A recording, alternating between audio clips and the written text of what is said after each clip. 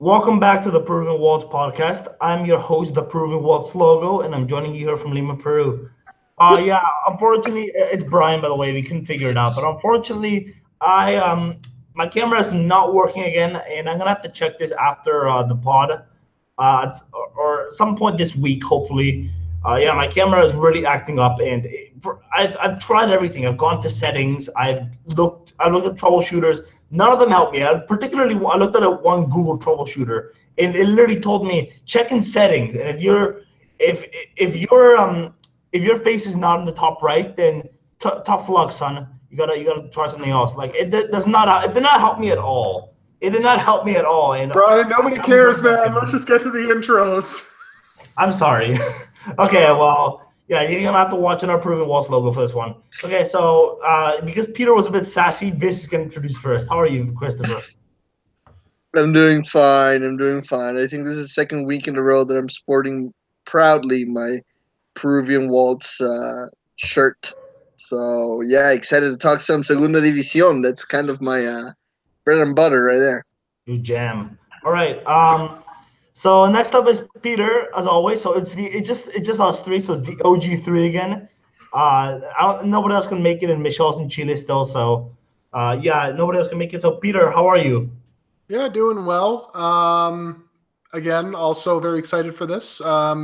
My Peruvian Waltzer, unfortunately, is in the wash. Otherwise, it could have been 2 for 3 tonight. But alas, Christopher is the one who is punctual. So, How do you Well, know I'm well, wearing a Peruvian technically Waltz? 3 for 3 because Brian is already the Peruvian Waltz logo. If you're actually, that's watching on true. YouTube. Yeah. How did you know I was wearing the Peruvian Waltz shirt? You haven't seen a picture of me today, and I haven't said it. I am, but how would you know that? I was just pointing out that you are the logo right now. I was talking Like about when you Peter, not talk, the you. logo shows up. That's all I'm pointing out. So even though we can't see you, if he had worn his T-shirt, then it would be 3 for 3. Anyways, let's talk some Segunda División. I'm a transition man, but okay, I agree with you. So the Segunda División regular season ended, and it went well almost exactly as I would have liked it. And this is just a personal hunch myself. I wanted at first Salinas to go down because I didn't want to lose in our jungle team because we only have one, and it's technically a Ceja de Selva team, un comercio. Sport Reto is more of like a deep in the jungle team.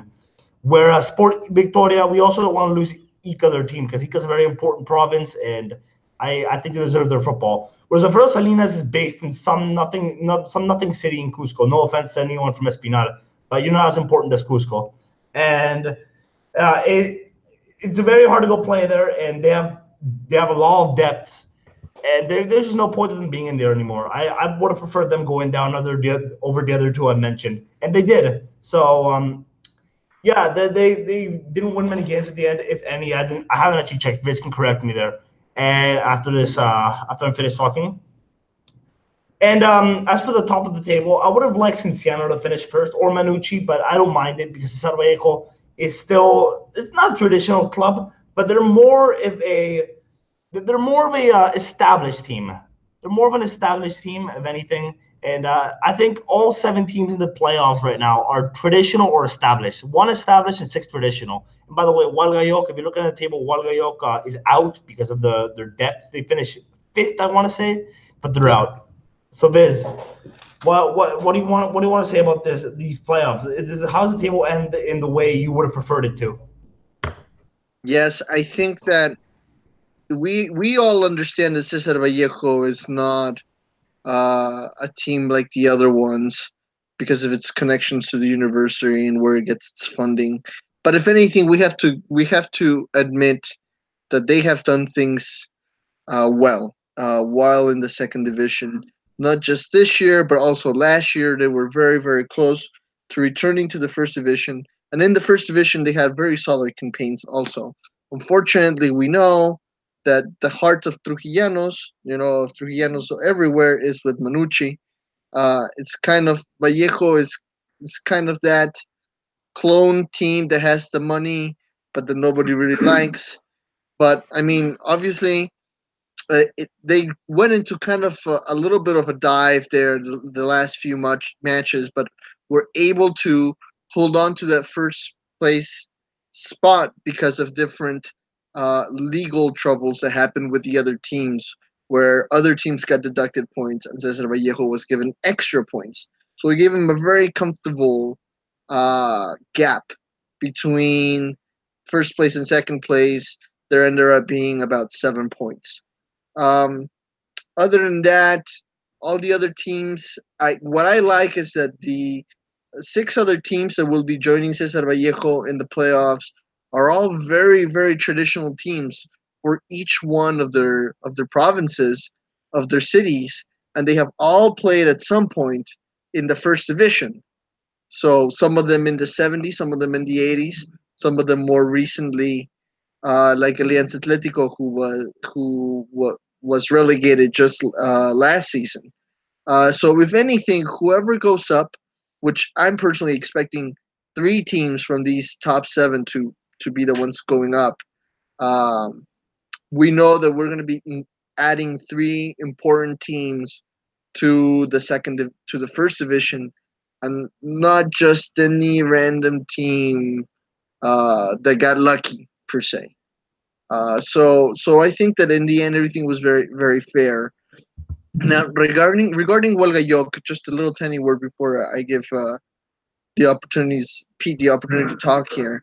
Walgayok technically did not have financial problems, or they did have some issues in that they were supposed to have finished paying their players by a certain date, and also the Peruvian FA was supposed to go to their city and check on conditions there. And it looks like because they are so remote, the Peruvian FA never actually made it there, right? And they just assumed that like the paperwork took a while to get to Lima, and they just assumed that they hadn't actually paid their debts. So currently, Hualgayoc is protesting the fact that, according to them, everything was in order. They just happened to be out in the middle of nowhere, and they weren't given the chance to defend themselves. So that is potential legal troubles in the horizon. As we know, all kinds of stuff happened like the week before the final match day, in which different teams were given points. Uh, like for example, Alfredo Salinas was actually relegated like a day before the last match date, because of like 3 different decisions made by the Court of Justice of the Peruvian FA. So it made for kind of an interesting off the pitch ending, which does kind of dim the on the pitch ending to the season. Yeah, Alfredo Salinas is one that I want to go down, like I said.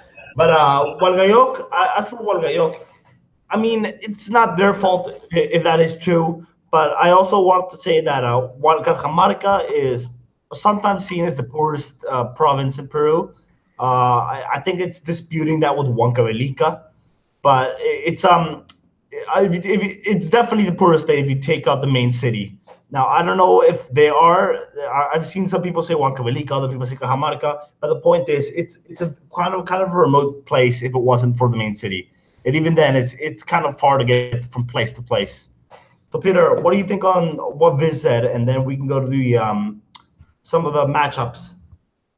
No, I think Viz said it all, really. I think it's nice that you got quote unquote traditional teams all fighting for the playoffs. I think every matchup, which of course we'll get into in a bit, offers a lot of intrigue. And I think it's interesting that you have sort of the top teams, at least in the last couple of games, kind of sputtering a bit, whereas there are teams kind of in like that, 4, 5, 6 range who have actually kind of started to pick up momentum a little bit. So you wonder if that'll carry into these playoffs and maybe lead to an upset or two. I personally don't think so, but I mean, again, you never know. Peruvian football is wild. Yeah, for sure. Now let's get some of the matchups. Okay, so Cesar Vallejo gets a bye. We're clear on that. And the first matchup, the first 2 matchups actually are going to be tomorrow. Alianza Atlético versus Club Cinciano and Juan Aurich versus Nogueral. Now I'm going to have a lot of trouble here because these are 2 very good matches, both at the same time. Not sure which one I want to watch. It's Cinciano and Alianza Atlético are tough because they're among the 2 best teams in the division. Alianza Atlético has kind of slipped up in form a little bit as of late, but they went on a crazy run to show what they're capable of doing. While Cinciano have arguably the best squad in the league. So this is one good team is guaranteed to go out. One good team is guaranteed to go home disappointed. And to be honest, I don't know what I want here because I want a traditional giant like Cinciano to come back, or another option would be Alianza Atletico winning and then potentially keep filling up the Campeones 76 in the first division because they did fill up when they were in the first division. It's just that the last time they weren't playing a Campeones 76. The time before it they were bringing a lot of people. So this is a hard one. Juan with Guaral, I would prefer Guaral to win, but Juan is kind of a strong side. They can click when they click. They're one of the best teams in the league. Guaral have some good forwards. Speaking of good forwards, Christopher Soto is a pig now. I have no idea what happened to him. But Whoa. yeah. And as for the last one, Atletico Grau versus Manucci. Again, I don't know what I want. I think I prefer Manucci here. But Grau is I might be wrong here, but they might be the only team unbeaten at home. So Viz might be able to correct me on that. But as far as I know, they haven't lost at home at all this season. Let me double check that. But yes. Yeah. To me, Cienciano and Alianza Atletico, that to me, it entices me more just because I think you've got two, maybe not so much great attacks. I mean, I'm not saying Cienciano doesn't have a great attack. They certainly do. But obviously in Alianza's case, they have two of the more lethal scorers in the league. And when it comes to Cienciano, obviously the challenge of the altitude, you have to wonder if going into Cusco, going into a hostile environment, is that going to affect them somewhat? I believe, I could be wrong on this, Cienciano hosts the first leg. So again, No. Alianza Atletico host the first leg. Okay, so they host the first leg. So then it's imperative that they obviously build a lead and make sure that they go into Cusco with maybe a 2-goal cushion just in case, because you never know. Now, mind you, Alianza, from what I can remember anyways, at least in the altitude, they haven't had a terrible record from what I remember. So I don't know, but I still think Cienciano is probably the favorite to make it to the final, at least on that side of the bracket. I think everything is lining up for Cienciano and Cesar Vallejo final, which I think would be amazing. But again, as I said, these playoffs are completely unpredictable, and that is why we love having them. Viz, what are your 2 cents on this before I go to my opinion? Okay, well, so there was a little bit of a gap between Cienciano and Alianza Atletico at the end of the season. 8 points between both of them. Now, interestingly enough, Alianza Atletico managed a tie when they visited Cusco, 1-1. But yet, when they played in Piura, Cienciano completely trashed them 4-0 or 4-1, if I'm not mistaken. That makes things kind of interesting. But then again, both of those matches happened at different times in the season. As we know, Alianza Atletico had a really tough mid-season there that was barely saved because of them returning to Campeones del 36, where things kind of finally clicked for them. They were the very last team to really make it into these playoffs. Of course, Atletico Grau made it in because of a miracle, right? Because of the whole Hualgayoc. But Alianza Atletico, was basically the cutoff in 7th place and 47 points. Now, regarding what you just mentioned a second ago, interesting enough, the best at-home team this season has been Atletico Grau. Okay? It has only tied 3 games at home, right? And it has won all the rest of them. So that's what I said. 12 wins Did and I 3 miss? Did I ties. miss? Did I misspeak? Did I misspeak? Mm-hmm. What was that? I said it was Grau, or did I say something else? I might have messed up. No, I think you said Manucci. I think you said Manucci. So yeah, no, I meant Grau. Sorry, it is Grau. So Manucci has lost 2 games at home, but they were fairly close. Second best team, Waral, hasn't lost a single match at home either, but they have tied 4 times at home. Just a random fact that I was looking into while you guys spoke. Now, regarding the other 2 games that we're going to be seeing tomorrow, Juan Aurich, Unión Waral, to me, that's probably the most evenly match uh, out of all three of them, right? Juan Aurich defeated Guaral 1-0 at home, and then Guaral defeated Juan Aurich 1-0 at home, as well as the fact that they were very, very close, uh, just 1 point apart on that final league table, and even their goal difference. Guaral had 12 more goals when it comes to goal difference than Juan Aurich did, but that can be a little bit deceiving. So I think that those two, if anything, that's the one that I think could go either way, really. Other than that, like I mentioned previously, I think Cienciano for sure will be taking the Alianza Atletico Cienciano match, and similarly, I think that Carlos Amanucci has the best possibilities of taking the Atletico Grau Manucci match between those two. Like we said a second ago, very very traditional teams, all of them very very strong. It's just that Carlos Manucci usually tends to play well at home. So if Atletico Grau can kind of win at home and then try to remain strong in Manucci's leg of the match, which is going to be in this case the second leg, then that would be kind of their strategy for them to move on. But honestly, if anything, I can see Carlos Manucci really scoring like 4, 5, or 6 goals, which is something that they are used to doing this season. Uh, Very strange how that happens to them because I don't see that same effect happening with any other team other than Manucci, but always seems like whenever Manucci plays in Trujillo, even if they're only slightly better, they will end up scoring 2 or 3 more than they should, in my opinion. Um, so also gonna just talking about Manucci here, I'm also gonna throw a random name of someone that I think is interesting. Breno Naranjo, okay? Center forward, 22 years old, originally from Cajamarca, uh, who's been having a pretty decent campaign with Carlos Amanucci, and is someone that I kind of been doing a little research on. Now that we're talking about trying to find ourselves some forwards, this guy is young, and this guy looks promising in the second division. So someone that maybe we can keep our eye on, basically. Yeah, and also my opinions. I think with the Manucci and Grau game, I think Manucci needs to maintain a good away result and then thrash Grau at home because they have a better side. It's just that Grau are really strong at home, and I think they'll continue to maintain their home form. But it will depend on Manucci getting an away result.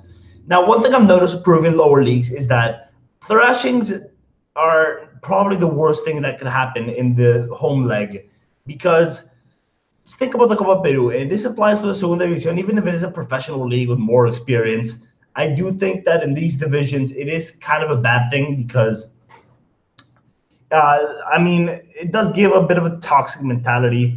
For example, I'll just use the example of last year instead of this year. But Jose Maria Arguedas beat Grau 4-0 last year in the home leg, and then they lost 4-0 away and then went out on a higher seeding. So that happens a lot in these lower divisions, and I think that a good result for any of these teams is to maintain a level head. I think with Manucci won't be that much of a problem because they have a lot of experience, similar to Sport Boys last year. But I think it'll be more of a problem for a team like Guaral or Universidad Vallejo. But we'll see. We'll see. I think it will happen less here because of the more experience, the professional contracts, and the amount of veterans that they have. But yeah, that's just a little hunch I wanted to get out of the way. Now, as for Cienciano versus Lex Atletico, I think Cienciano are going to go through. I think Cienciano should have enough, which will be disappointing for Lex Atletico, but Cienciano are a better side, really, and I think that they should win. And lastly, I want Guadal to go through, but I agree with this that this is the most evenly matched. So I'm just going to go with my hunch. I'm going to say Guadal is going to go through, especially given their home form.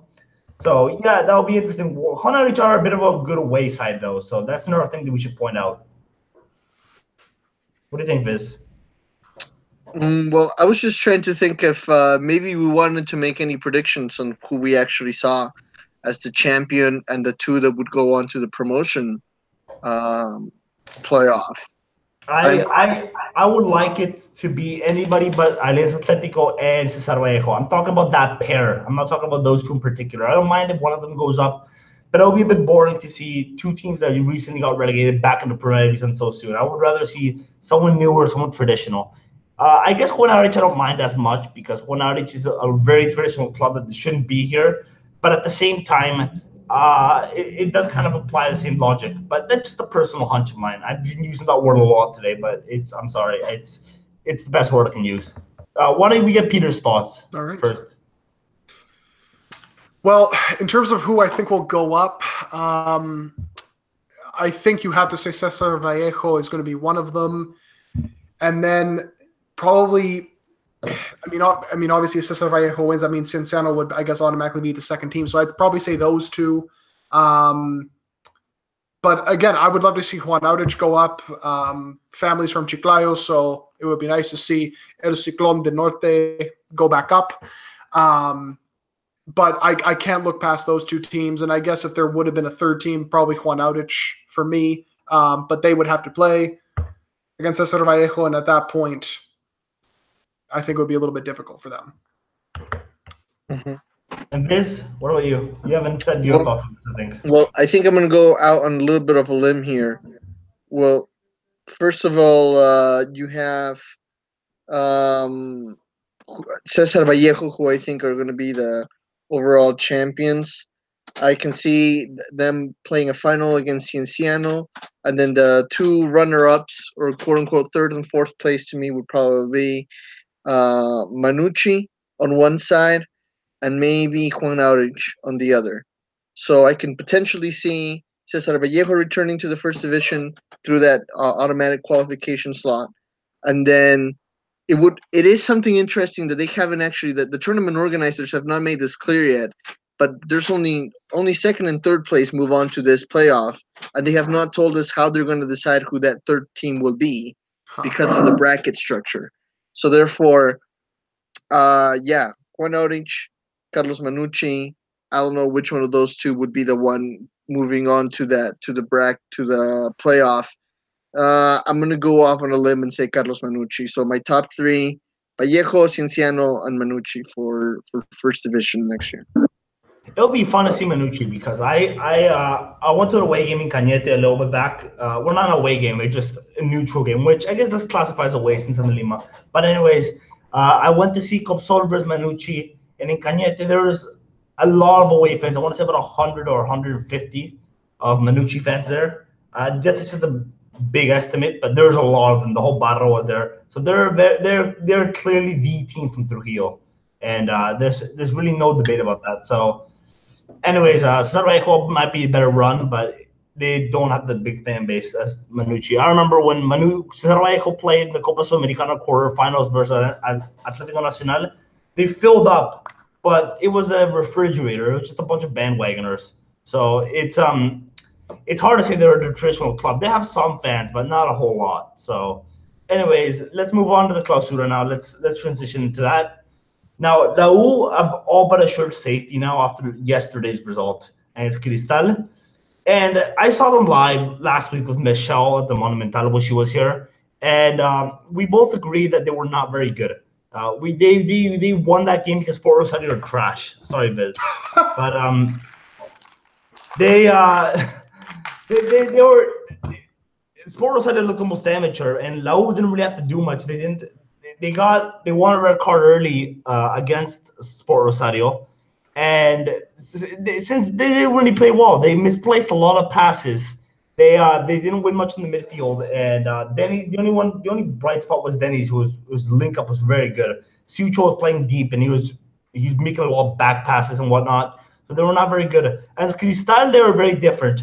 And what I like to see in La U is I don't believe in Universitario saying much. But I do have to say that the Garra Crema does exist, and it showed within players like Germán Denis and I'm trying to think of the other one, Alberto Rodriguez for sure. Like they don't have to play well, but they're showing a spirited game, kind of like what Uruguay is in the South American qualifiers.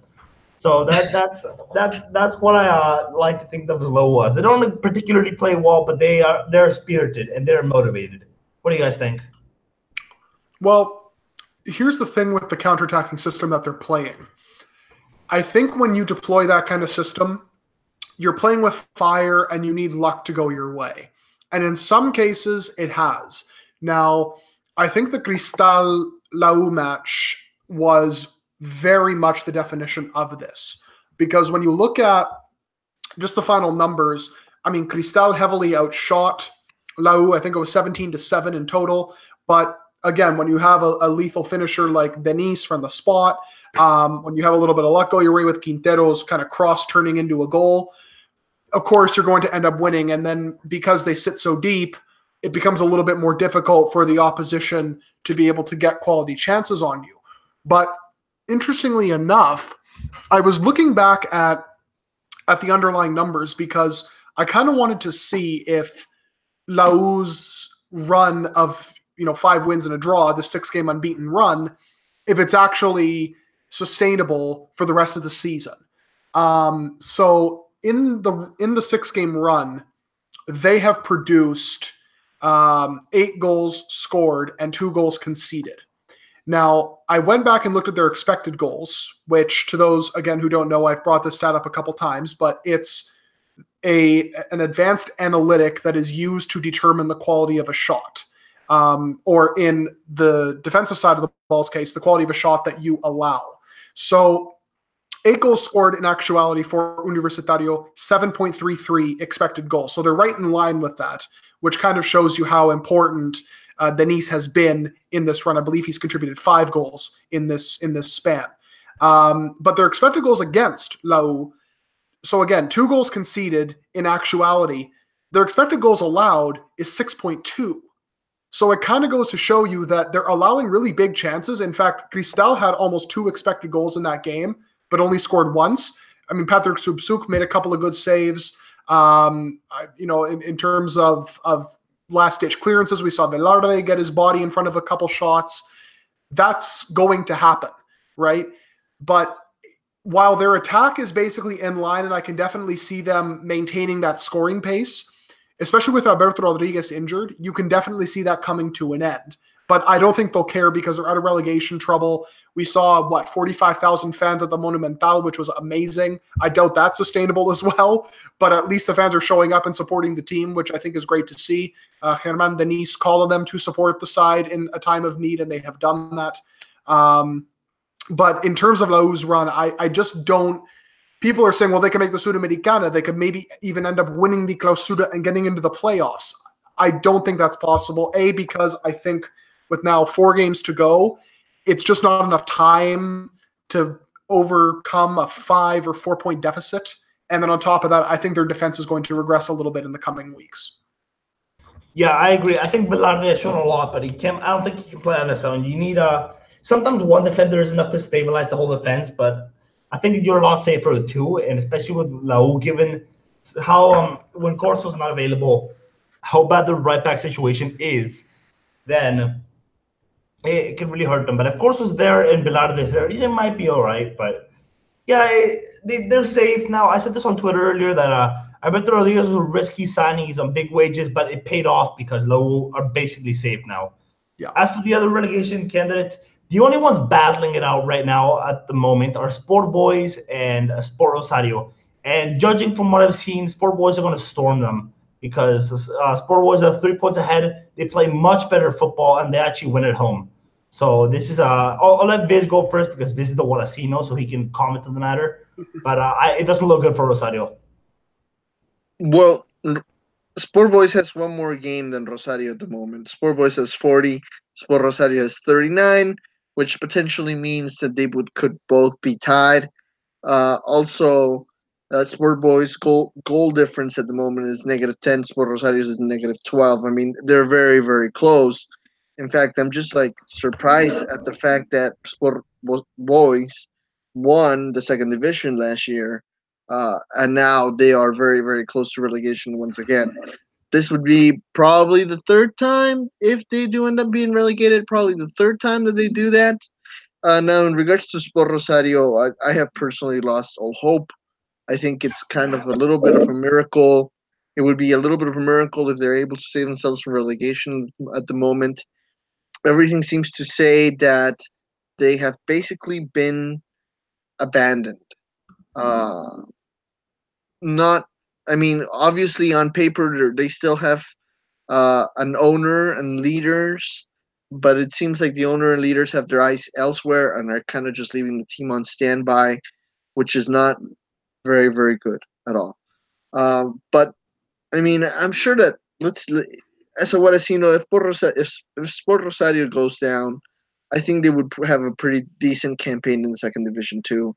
I think they could be a pretty decent second division team that can, build up some momentum, kind of get their confidence back, and we could probably see them fighting and coming back in a few years to the first division.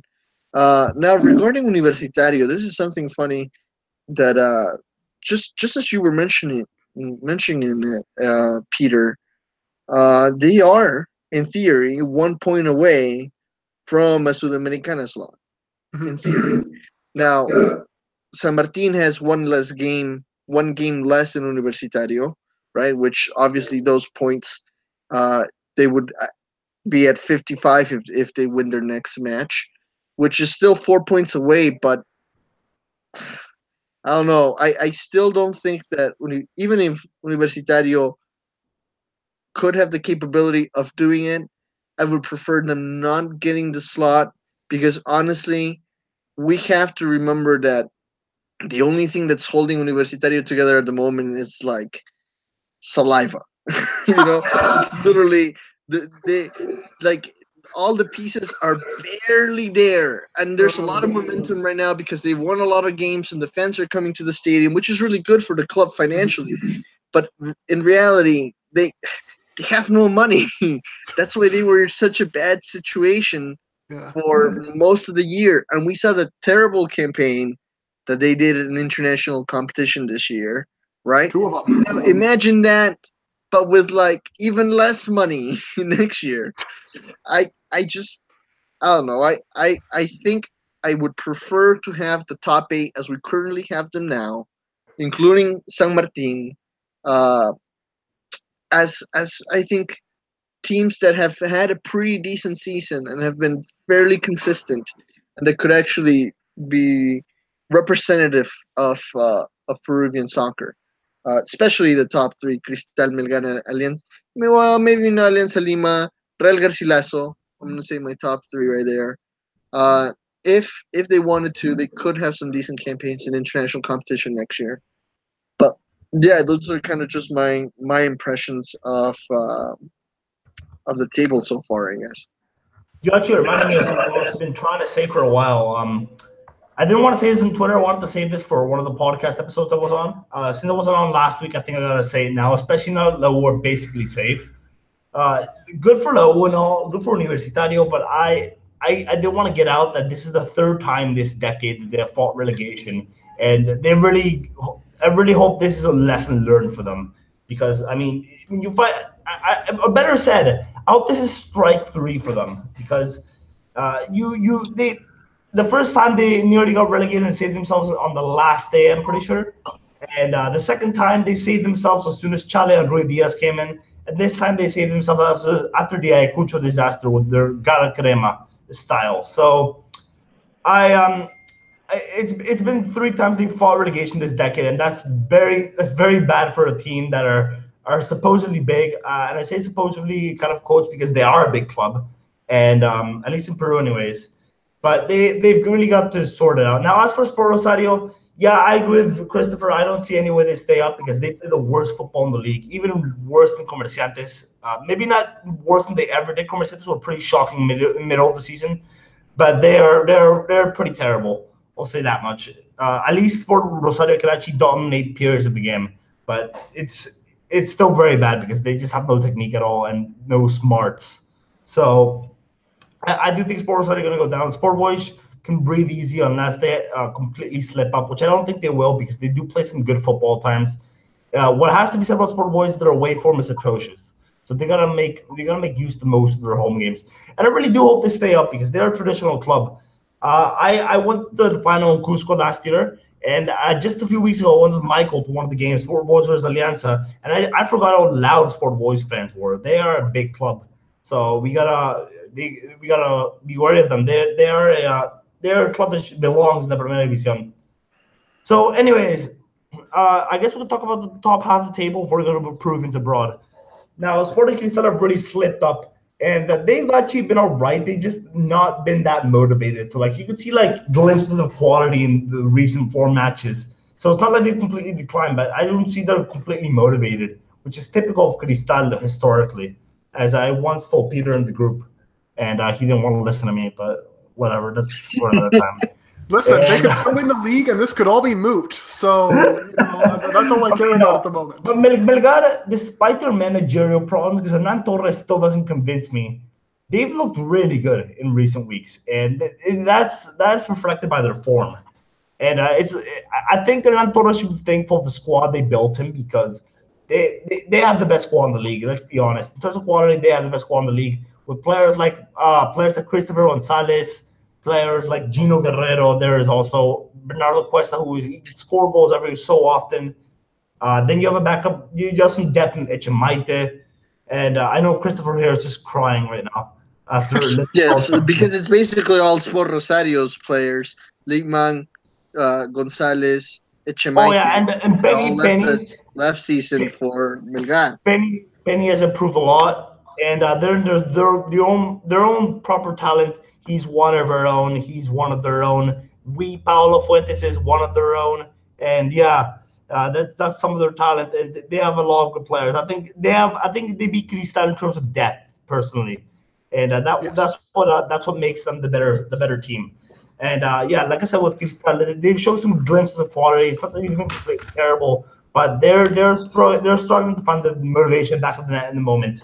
I think against Lowe, they looked really good in the first 30 minutes, and then after they kind of declined.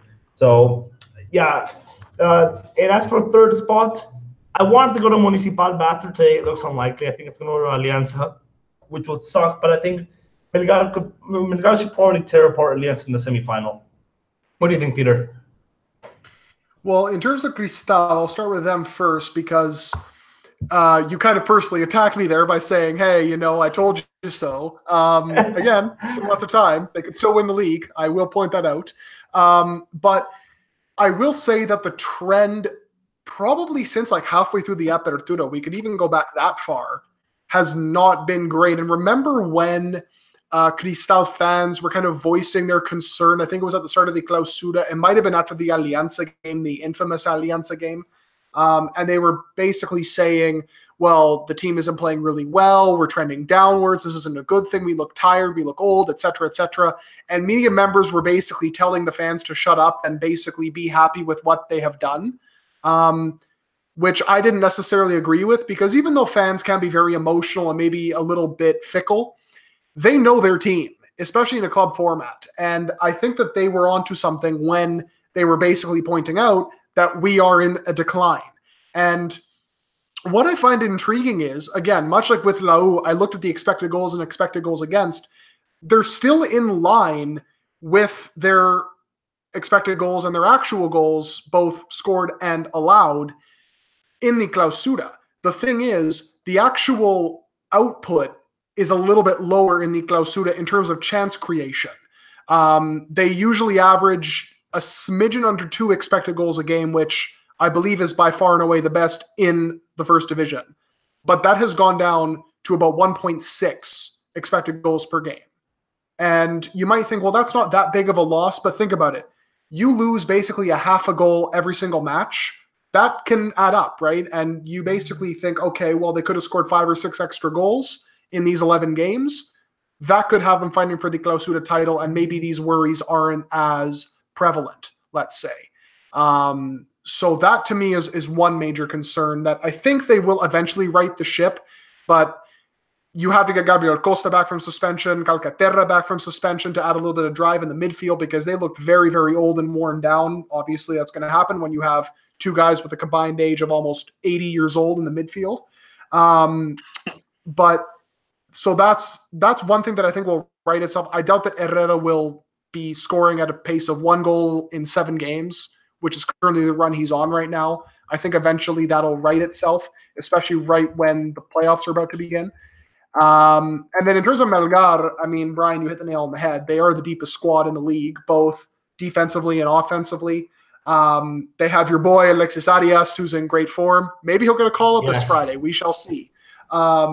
So for me, it would be nice to see them get into that playoff. In terms of who will finish in third place, I mean, look, Alianza is really slipping right now, especially in the final third. The thing is, Christopher and I mentioned this last week. Because Melgar could win the Clausura and would therefore be, basically second place in the aggregate table behind Sporting Cristal, they might stipulate that, hey, listen, we're the second best team behind the side that's already in the final. By default, we should be in the final, the semifinal. So that could still possibly happen. But if not, I mean, I could see Garcilaso pimping Alianza to that third place spot if they're still going to take the next best team in the aggregate table. Because Alianza just can't get the goals going. Garcilaso, I believe their schedule is pretty favorable to end the season. Alianza has the Clásico on the weekend, so we shall see. I think that could probably turn the tide. Yeah, no, I think that I agree with that. I still think Alianza will make it. I think they'll barely make it, but if Garcia has to do a favor also they'll schedule. Yeah, so it's really up to them to not slip up because Alianza are going to slip up a few games. We absolutely know that their inconsistent record on the Bengochea. So yeah, and I guess to end this place off, it is a bit ironic how a few weeks ago we were saying which of these teams can stop Cristal. Now we're saying which of these teams can stop Melgar. And I think the only team that can is Cristal because if they find their form, they still have played the best football in the league by far in the Torneo Verano. So if they find their form, they will win. I think they will win the league. But Melgar are no mugs, to put it like that. And I think that Melgar, their quality is enough to see through a few matches. But I'm not convinced of their manager. I do kind of hope they change managers at the end of the year because if they stick with this Torres, then I think that they're going to struggle in the Libertadores again, which is not something I like to see.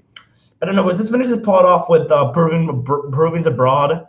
Brian, we got a question. We got a question on Ayacucho. Right. Oh, thank you for reminding me. So yes. Go ahead. So Ugi at AFC_J4TT asking, well, basically saying, I'm impressed with Ayacucho recently, and then asking, can they keep up their form, or is it a flash in the pan? So, Brian, you actually sung their praises a couple of weeks ago. If you maybe want to reiterate that, you may.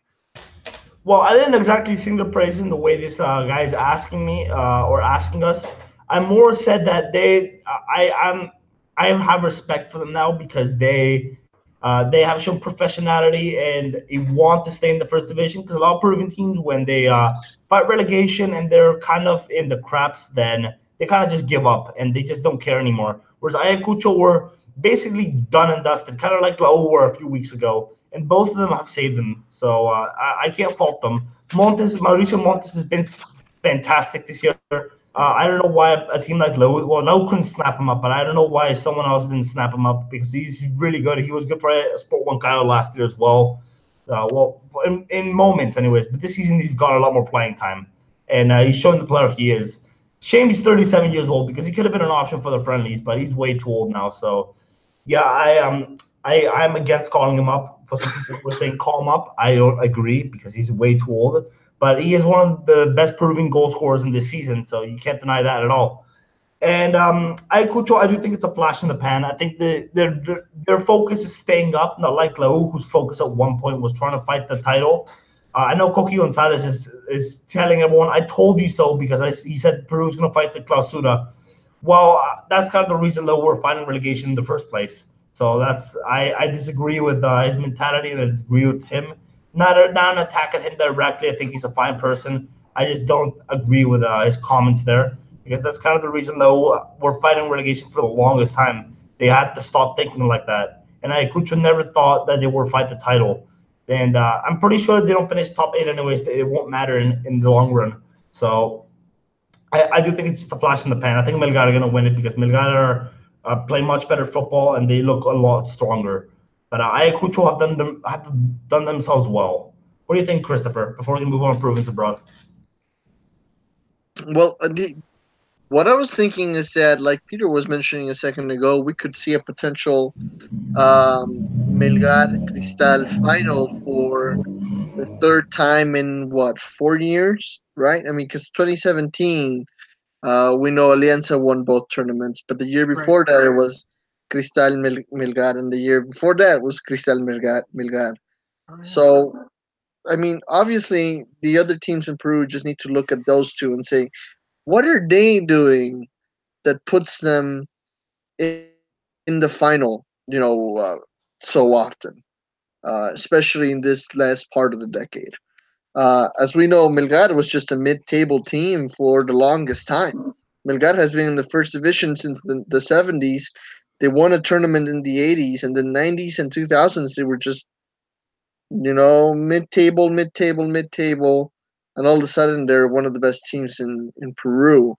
Um, so, anyways, just a little reflection, I guess, on what it is that they could be doing that other teams could um, beneficiate from learning from them.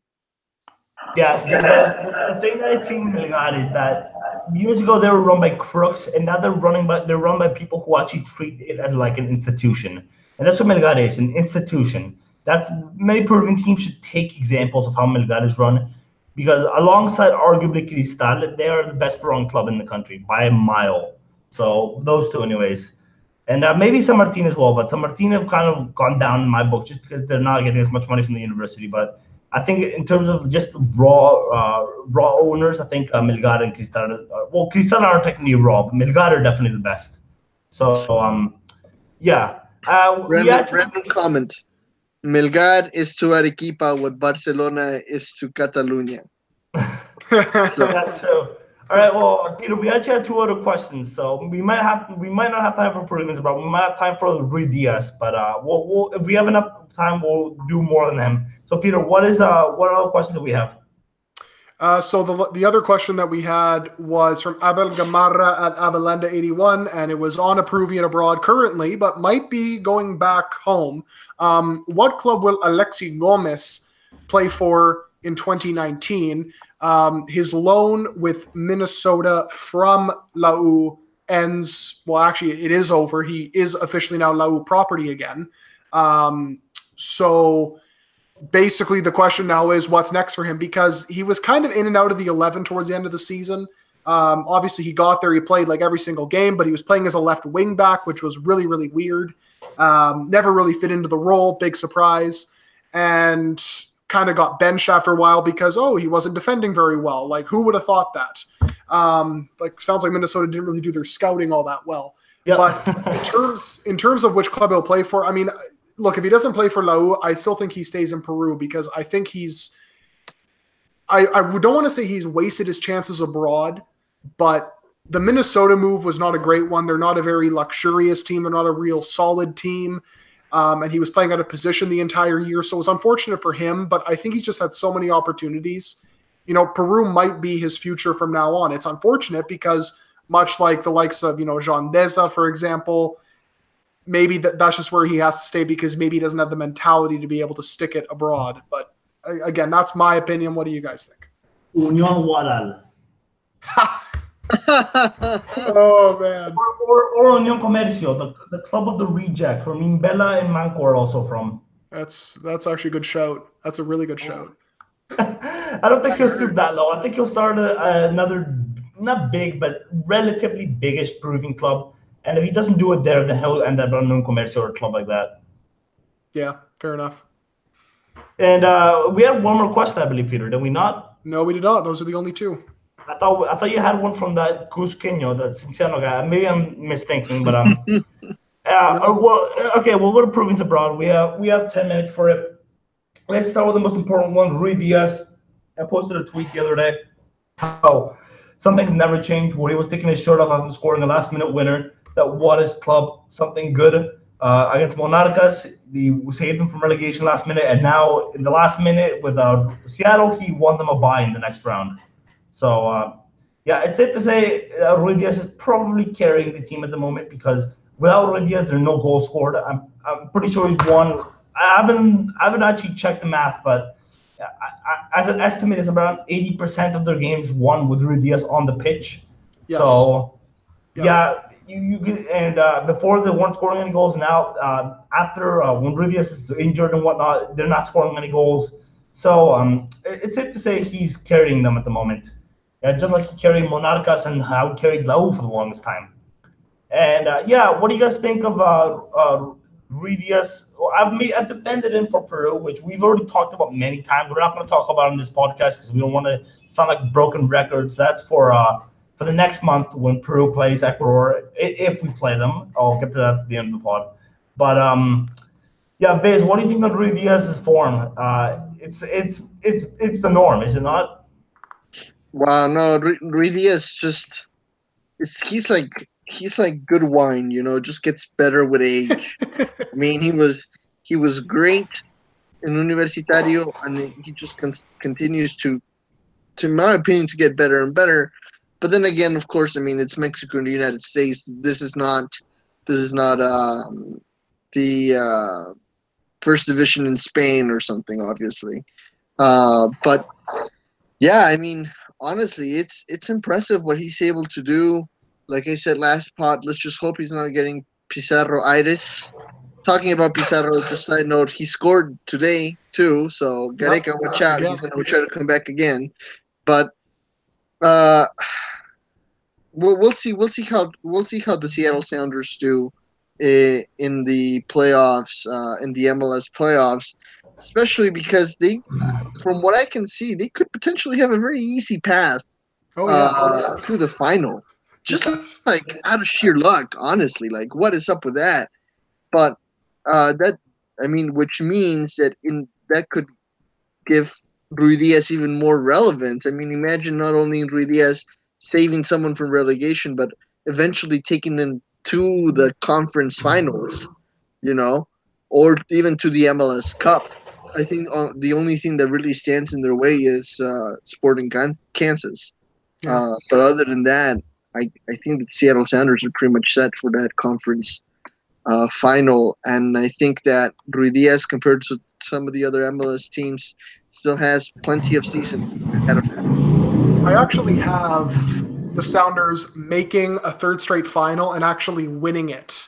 It's simply because of Ruiz, because I personally think that maybe outside of Joseph Martinez and maybe Bradley Wright Phillips, for me, the informed, well, mind you, Martinez hasn't been scoring recently, but certainly one of the informed strikers right now. You can't argue with that, and I think that alone makes him a favorite. Ibrahimovic as well. Yeah, but Ibrahimovic is a bit unprofessional in the MLS, but he's you can't deny his goal scoring record. Yeah, but he's not in the playoffs, so okay, I had no idea. It doesn't. Right. I mean, that makes basically no difference at this point. But on top of that, Ruiz now has more goals in his first 14 games than any other Sounders player in history. I'm not sure if that's MLS era or in general since the club started in the 1970s. But 10 goals in 14 games, that's insanity. He's scored 10 goals from 44 shots, a 23% conversion rate. That's absurd. And again, much like he did in Mexico, his expected goals and actual goals, they're right in line with each other. It just goes to show you that you give him enough chances, he'll convert it, but I will digress on that argument because I have a feeling I'm going to be bringing this up a lot in the next week or two when the Peruvian team gets back together again. If they get back together, and I'm not keeping suspense. Hey, let's calm down. I'm trying to make a joke, Vince, but But I want to talk about briefly about that Congress thing. They passed the first part of that law. Apparently, there's another voting. Vince can complete the whole sentence for me. But now people are starting to worry about it. At first, people wanted it to happen, and now they're worrying about it, which is exactly what I said would happen. So yeah, good job to all those people who support them. Now there's a chance we might be without a national team for a while. So yeah, thumbs up. But I'm not here to criticize people. So you literally just criticize people, and then you're not here to criticize people. I just need to give some people a level head. It's not anything personal. I just don't get why people were supporting them just for Oviedo to leave. I mean, Oviedo is even José Luis Chilabert criticized Oviedo today, and yes, he should resign. But we can't do it with political vengeance. It's not the right way to do it. But anyways, Biz, what do you think of this Congress thing before we can end the pod? Well, so it's fairly simple.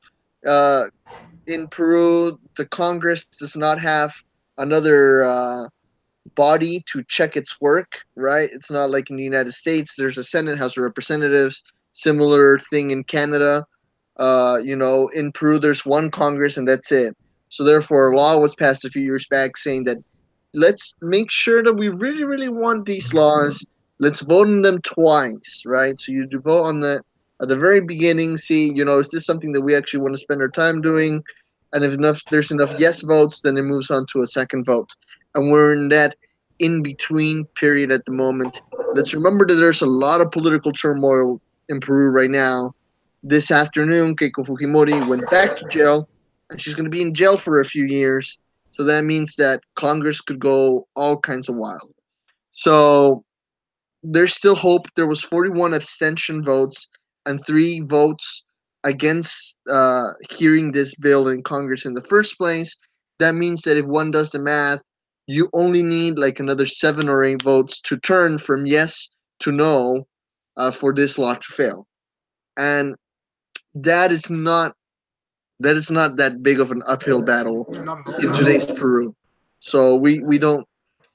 Well, yes, we could be without a national team, but just because of the situation in Peru right now, this could go any way between now and next Thursday when they're supposed to be voting on this law. But that could potentially get pushed back another week or 2 because of other circumstances going on right now. Thanks, Chris. Just something. I was kind of making a joke, anyways, about us not playing Ecuador. I was kind of joking around, but it is possible, like Viz said. So yeah, we'll see what happens. Hopefully, we get the keeper national team. Gotta keep a level head. Like as a political mention, is not the way to go around this. I don't know, ways. That's gonna end the pod today. So I just wanted to give a shout out to Octavio Zambrano for saying Peter cannot talk about Peruvian football because he is not Peruvian. So yeah, cheers, Octavio. Cheers. That helps a lot. Yeah, we hate Peter just as much as you do. I don't even get the beef, anyways. But anyway, neither do I. That makes 2 of us, Brian. I don't get the beef between you two. But I should have said that at the beginning of the pod as a joke, but I didn't. But anyways, my name is Brian Birdie. I'm B_Bertie98 on Twitter. And just a little bit of a shout out. I actually have a new Twitter or a new website. It's a second website. It's not about football, but it's about geography, which might interest you if you're into learning about new things. I mean, it's going to have the basic atlas things that you can find, like the flag colors, what they mean, as well as the time zone, the geography, basic geography of the country. But I'm also going to have fun little pieces. Like I uploaded one about the 5 most remote cities in Peru. And we're doing all the countries in the world. We're starting with Peru because it's the one I'm most familiar with. And after we're doing a draw. So all the information is on the website. I don't need to ramble on anymore, but I just wanted to give a little shout out to the website because it's something I'm really working on alongside the Peruvian Waltz. So yeah, we're doing Peru first. If you're Peruvian and you're listening, our country's up first. And I said a month, but I think every 15 days is better because 12 countries a year is just too much. So yeah, Christopher, what is your Twitter? Oh, and the Twitter for that's index_earth. So what is your Twitter, Christopher? Well, I'm VIZ_FC.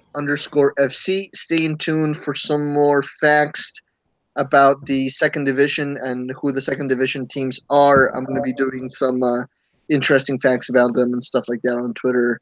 And also, happy Peruvian Music Day, by the way. Not Halloween. Happy Peruvian Music Day. We got to get Arturo Samucavero on the pod. That's right. If only he was still alive. Anyways, Peter, what is your Twitter? I am Peter Galindo, Octavio Zambrano's favorite journalist, and you can follow me at GalindoPW. Just to set the record straight, no hard feelings against Octavio. I respect him a lot as a coach. He probably took the message the wrong way, which I can understand. But hopefully we can talk about it, and he doesn't insinuate that I am not South American when we actually speak. So, yeah, with that, that is my Twitter handle. And don't forget to follow the Peruvian Waltz at Peru Waltz and subscribe to the show on YouTube, SoundCloud, and iTunes. Thank you, Peter. And yeah, with that, we are going to sign off. There's something I wanted to say, but I forget it now. So, yeah, this is the Proven Waltz team, and we are signing off.